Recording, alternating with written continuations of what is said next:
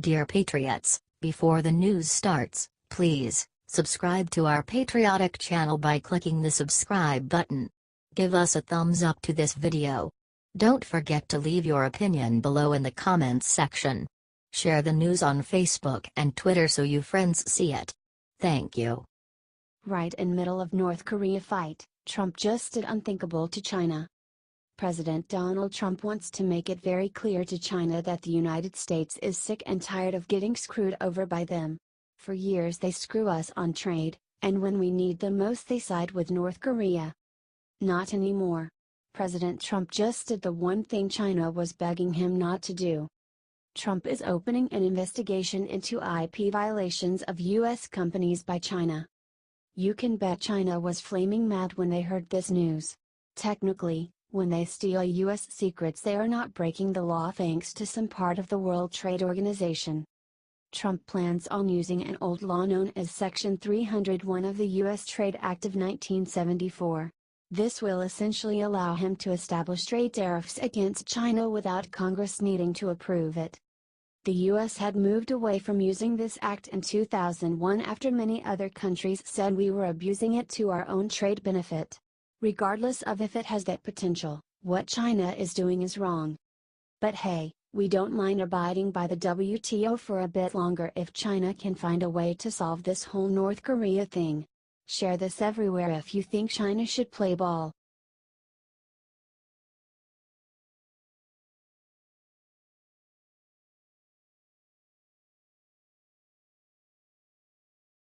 Bill O'Reilly just shut down the attacks against Trump with this knockout punch.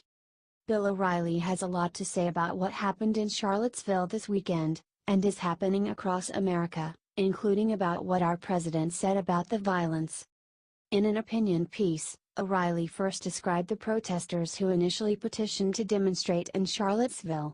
He said they are white Americans who believe they are being marginalized, but also that they are part of extreme hate groups against minorities, many who brought weapons, and they were looking for trouble. He also described the protesters who showed up to demonstrate against the protest, and that they, too, brought weapons. And the town that didn't properly plan for the whole thing. He then said that Trump would have been wise to articulate his anger with many sides in very specific terms. First, he said, a NY movement that seeks to harm or denigrate minority citizens is un-American and dangerous. Then he spoke of the counter-protesters, saying, some people deeply embedded in the grievance culture believe they have a right to demonize the police, brand political opponents racist, and even destroy private property, all in the name of social justice. He summed what Trump said up by saying President Trump is obviously referring to those people in his many sides comments.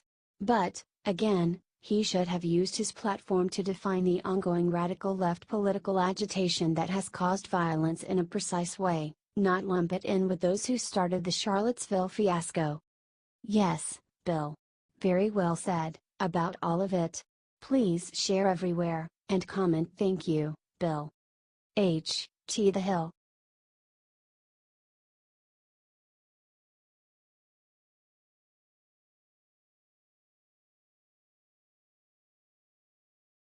We'll get him. Maxine Waters sends Mike Pence a disturbing message.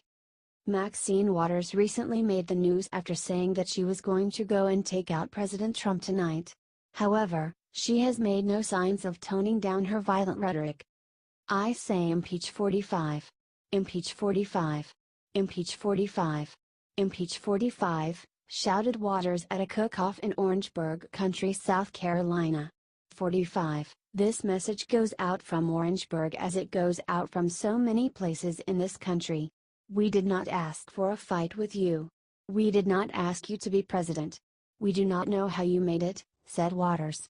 Easy, we the people voted for him. But now that you're there and you don't understand that you don't belong there, and we don't intend for you to stay there, the fight is on. The fight is on. She screamed. She then redirected her attention to Vice President Mike Pence. If Pence, the Vice President, ends up as the President, we'll get him in 2020, Waters screamed. And to John Kelly. We're demanding an apology. General Kelly had a great reputation before he went to the White House. Everybody who goes there gets contaminated. And so he stood up for the president, he lied for the president, and he now doesn't have the credibility that a 4-star general should have, she screamed. Maybe it's Maxine Waters who has lost her credibility.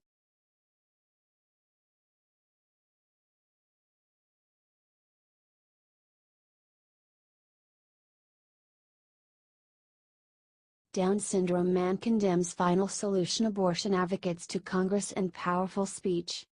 Frank Stevens, who has Down syndrome and is a successful actor, went to Congress to share the problem of final solution abortion.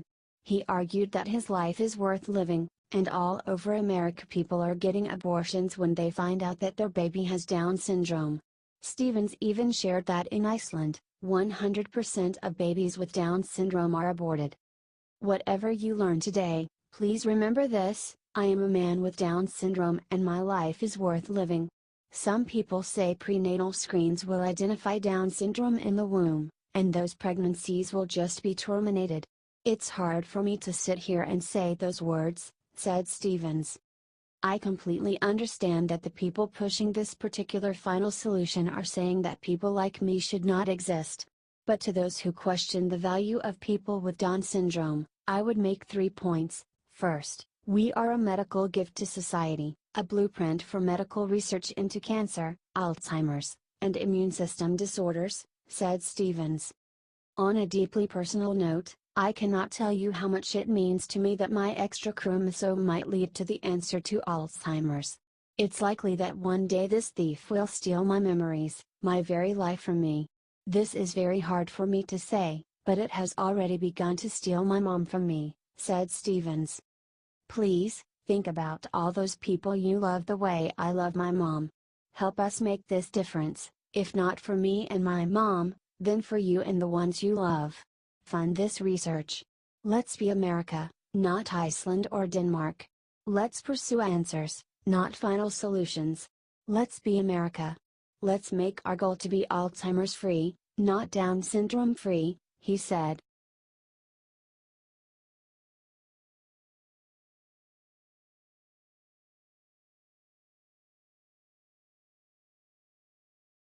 Charlottesville mayor attacked Trump after riots, so Trump used secret weapon on him. Charlottesville, Virginia Mayor Michael Singer blamed Trump for the violence and the deadly attack that left 1 dead and 19 injured. Singer blamed Trump and said that it was because of his prejudices. The mayor wants to blame President Trump for the violence in his own city. Yeah. This is the same mayor that called off the police. This is the same dang mayor that refused to offer protection to the white nationalist groups that his city had given a permit to. Trump's secret weapon is the truth. Look what just came out about the Charlottesville mayor.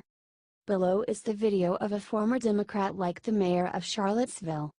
Mayor Singer wrote a book praising 3/5 compromise creator James Madison. Yeah.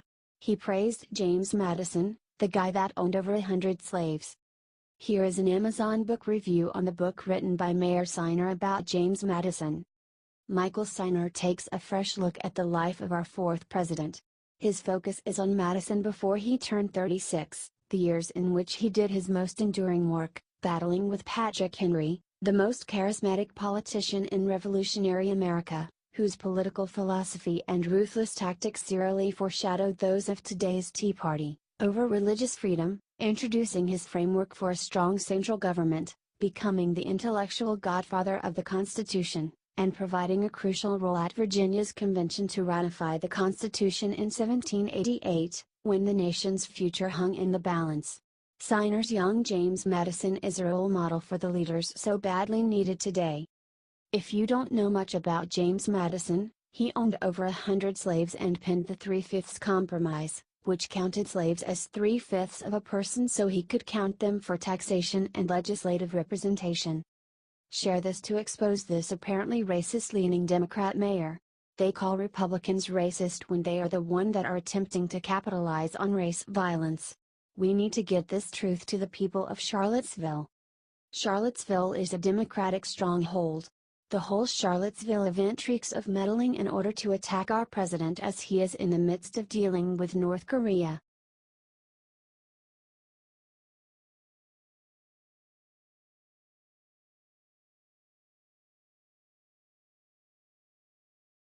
Prayers needed. Leaked memo calling for assassination of Marco Rubio will make every American's blood run cold. Senator Marco Rubio, RFL, has been an outspoken critic of the Venezuelan government as the country rapidly declines into chaos and poverty. As a Cuban American, Rubio is keenly aware of the dangers of socialist regimes and has helped the U.S. put extra pressure on Venezuela. This has apparently left him with a target on his back. Venezuelan politician Diosdado Cabello Rondon allegedly put a death threat against Rubio, and may have been trying to recruit people from Mexico to carry out an assassination against the senator.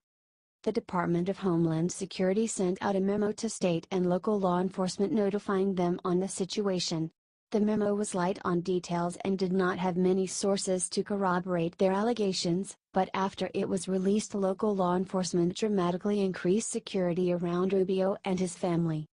The memo, obtained by Politico, said in part, in some unspecified manner, Cabello Rondon's problems involved U.S. Senator Marco Rubio. Cabello Rondon did indeed issue an order to have Senator Rubio assassinated. Additionally, Cabello Rondon was communicating with unspecified Mexican nationals in furtherance of the matter. Despite the threat to his security, Marco Rubio has continued to speak out against the corrupt Venezuelan regime and has pushed for more U.S. sanctions on the country's leaders. Rubio has been doing an awesome job calling out this socialist, despotic regime, and he is facing threats against his life for it by very dangerous men. Prayers are needed to keep our senator safe. Share this out to get everyone involved and show the world what an awesome advocate for freedom we have in Marco Rubio. HT Politico.